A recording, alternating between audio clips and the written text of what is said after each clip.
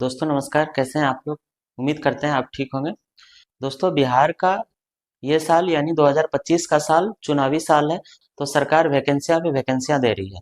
तो वैसे स्टूडेंट जिसका सिलेक्शन किसी कारणवश बिहार पुलिस में नहीं हो पाया या फिर होम गार्ड में नहीं हो पाया, तो उन लोगों के लिए बिहार सरकार के द्वारा फिर से एक नया मौका मिल गया है। बिहार थाना के अंतर्गत जो चौकीदार की भर्ती है उसका नोटिफिकेशन जारी हो गया है। इस महीने के अंत तक इसका आवेदन होना चालू हो जाएगा। तो वैसे स्टूडेंट जो सिर्फ 10th पास हैं वो लोग के लिए भी मौका है, वो लोग भी इसका आवेदन कर सकते हैं।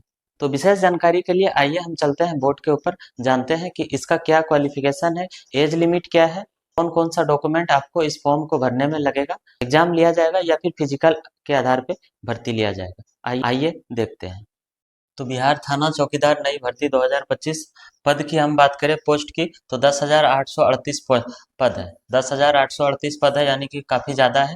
अगर हम एजुकेशन क्वालिफिकेशन की बात करें तो मिनिमम आपका जो है योग्यता 10th पास का होना जरूरी है। मिनिमम 10th पास है, बाकी अगर आप 12th हैं या फिर ग्रेजुएशन है तो भी आप इस फॉर्म को भर सकते हैं।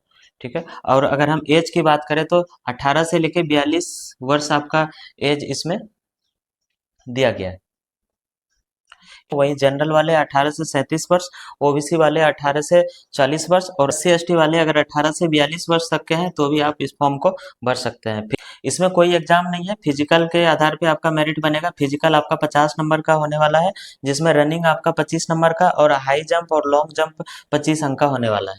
ठीक। तो अब हम बात करते हैं इस फॉर्म को भरने में जो डॉक्यूमेंट का जरूरत पड़ेगा।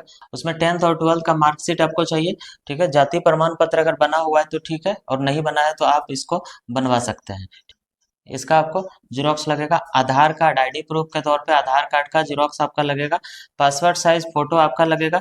ठीक है। सिग्नेचर आपको स्कैन करके देना पड़ेगा और ईमेल आईडी एक होना चाहिए और आपका मोबाइल नंबर। ठीक है। एनसीएल जिसके पास नहीं है वो बनवा सकते हैं, क्योंकि एनसीएल का होना बहुत जरूरी है, बाद में आपको रिजेक्ट भी कर सकता है। इसीलिए फॉर्म भरते समय इस चीज का कोई आवश्यकता नहीं है, लेकिन जब आपका सिलेक्शन होने लगेगा तो उस समय उसी वर्ष का एनसीएल आपको आपसे मांग लिया जाएगा, तो बाद में आपको दिक्कत हो सकता है। इसीलिए आप एनसीएल अभी से ही बनवा लें। बिहार सरकार की तरफ से जो नोटिफिकेशन जारी किया गया है इसमें यह बताया गया कि इस महीने के अंत तक यानी कि जुलाई महीने के अंत तक इसका आवेदन होना चालू हो जाएगा। तो वैसे स्टूडेंट जो इस फॉर्म को भरना चाहते हैं आवेदन कर सकते हैं। तो पहले के समय में ऐसा देखा जाता था कि बिहार थाने में जो चौकीदार के पद पर बहाल किया जाता था वो किसी एक जाति विशेष के आधार पे। इस बार सरकार की तरफ से जो नोटिफिकेशन आया है उसमें यह बताया गया कि कोई भी जाति के हो वो इस फॉर्म को भर सकते हैं। तो सबके लिए बहुत ही सुनहरा मौका है। जो भी स्टूडेंट या फिर जो भी व्यक्ति इच्छुक है वो लोग इसका आवेदन कर सकते हैं। धन्यवाद।